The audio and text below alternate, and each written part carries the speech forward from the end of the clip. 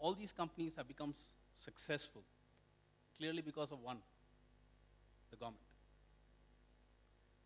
These companies could not have survived without the government support, unquestionable government support. I mean, say when Dr.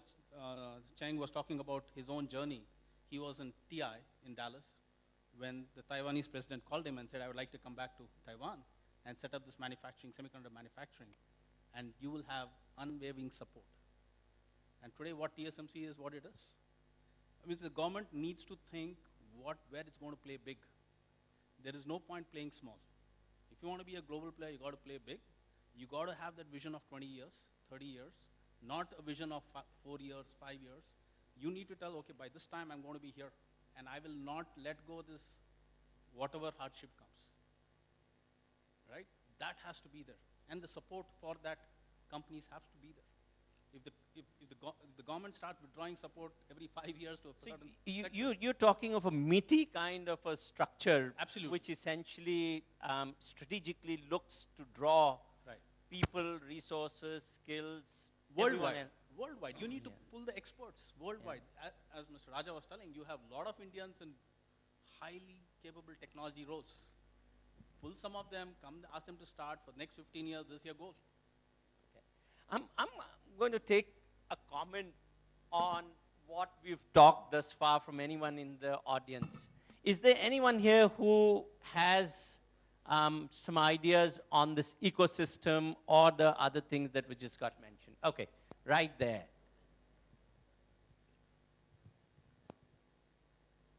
A very short, quick comment, please. Okay. My background is I used to be in the customer support in Synopsys for close to 15 years. So I precisely know why India succeeded in software. Sorry for the bold claim. It is because we are 95% perfect.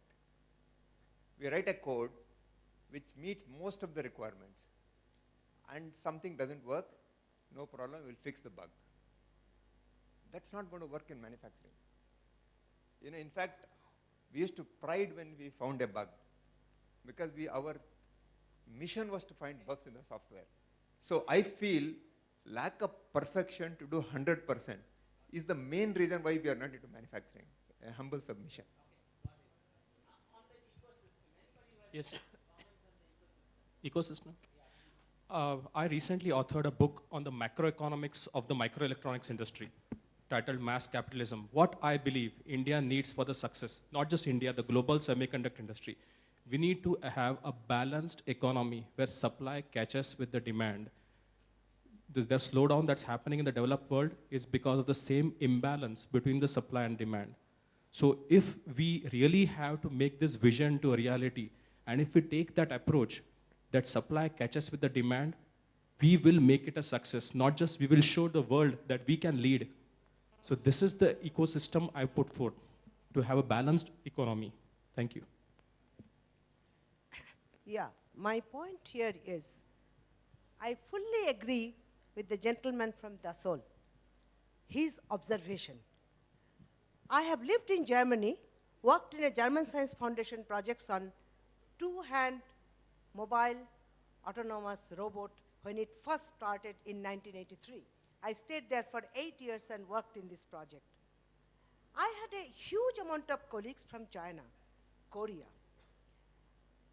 The Chinese, they will study in US, they will work in Germany, will learn the perfectionist, but the final goal is proud to go back to their country and do everything there.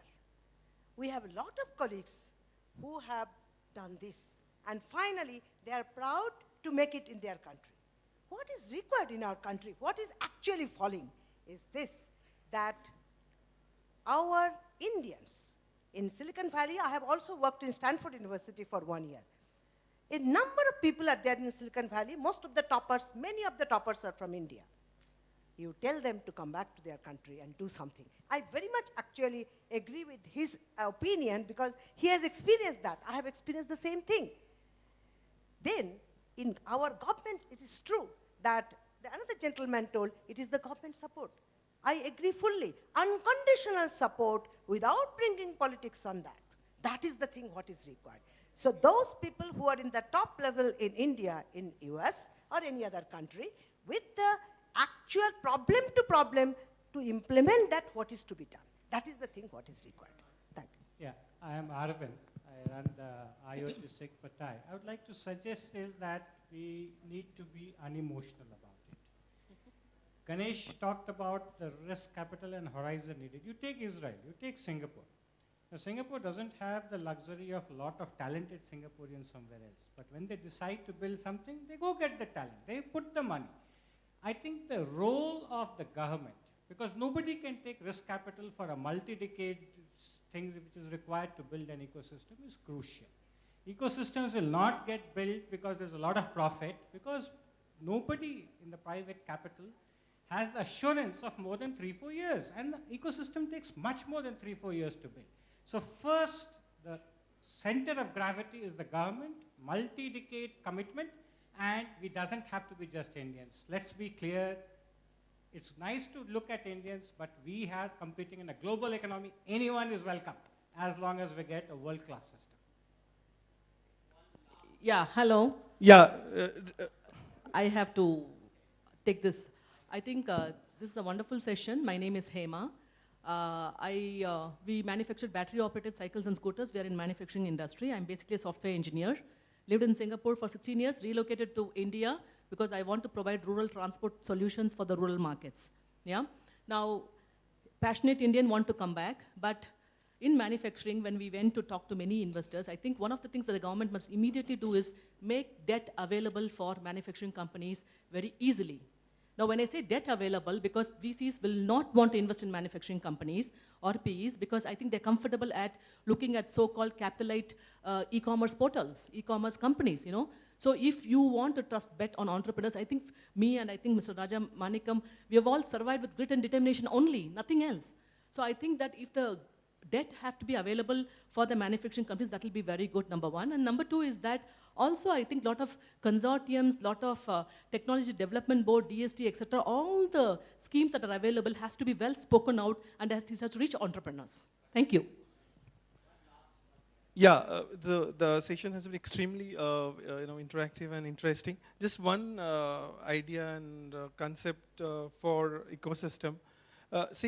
Probably I am a part of the software industry and IT industry. So probably we might look at that as many of the other gentlemen also spoke, the success of IT or software in terms of India context.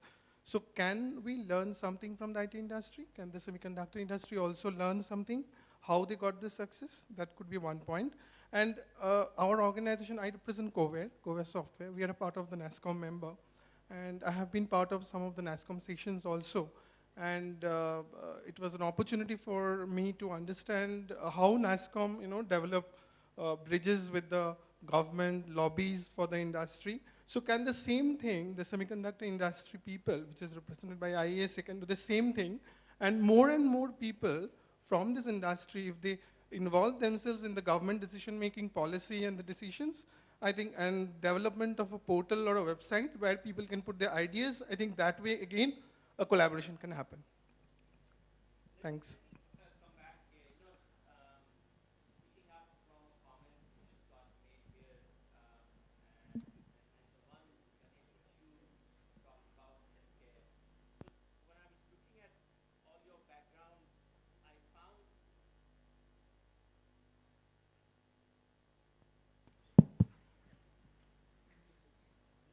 I found on the website of Freescale this very interesting product. This is a liquid dispenser, right? And it said it's called some bar, some product which measures the amount of liquid that gets poured out of a container. And this is an information that gets then sent from that product to a web-based device, and that can be used for measuring inventory. Now, this is a product of R&D, and there are lots of applications. If I look at healthcare, malnutrition is a very, very big problem, and the big challenge there is that you need to figure out whether somebody has had food, adequate nutrition or not.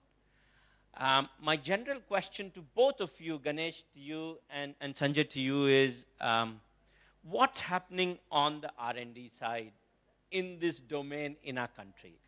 How do we make that move and what is holding us back?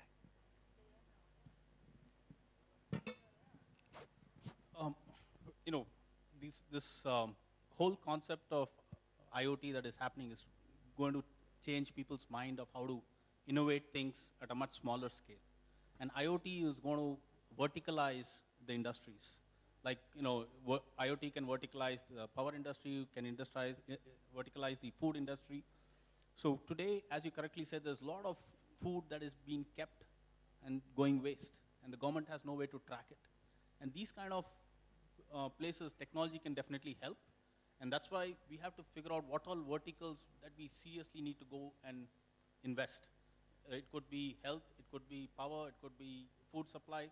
You know, I hear every year that so much amount of wheat got lost because the government couldn't keep track where the wheat was, right? So clearly these are areas the government should put its effort and say, okay, these are the places we're going to go. And there is enough technology available today to build a complete system solution. I mean, there's no need to reinvent. There's enough processing power, enough technology that we can go build solutions. It is just, we need to figure out what areas and dive deep into it. And as I said, this solution cannot happen in 1 year, 2 years, 3 years. There should be unquestionable support for the next decade, and it will happen. You know, there's no denying it. If we can put man on moon in 10 years, you know, solve these problems, it's not going to take that long. I don't want to let you go so easily. Are you now talking of a possible government intervening in this process, or there are opportunities in here for entrepreneurs to build applications company in this domain? Right. So if you look at the private industry who are in the food industry, they're already building it, right? If you look at all the food, people in the food industry, they are building technology to monitor the supply chain, including the vending machines. So today people can know what is left in the vending machine sitting in their office, and they can go and refurbish the vending machine depending on what products are going out of stock. But what we are talking about is a much bigger problem. The private industry will do it for their need, but we have a much more bigger problem within India, right? Because still most of the food for the underprivileged is still controlled by the government, right? It is not privatized. You know, a lot of the food policies are still run by the state government, central government, and subsidies are given there. So if we don't have supply chain to monitor this, it's going to be an issue. Health is still very state controlled today, right? A lot of the people living at the poverty line or below poverty line go to the government hospitals. And we have no way of figuring out if somebody's carrying communicable disease. So today, as we are growing, you know, let's talk about communicable disease. If by chance we are seeing already the swine flu breaking out, Yes. the government has no control. How do we, and there are technologies available today to monitor all these things. We have to clearly focus. And the private industry will do what it can do for sure. Yeah, so just to add to Ganesh, I think if we take things in India's perspective, average middle class population of 250 million, there are about 800, 900 million people still below that middle class line. And the biggest challenge that our country is going to face in Make in India drive is these people do not have the buying power as today's middle class have. So if we are importing roughly 45 billion of foreign electronic goods today, which will reach roughly 300 billion in next by 2020, which is a big issue in our fiscal deficit. The challenge is going to be huge, how we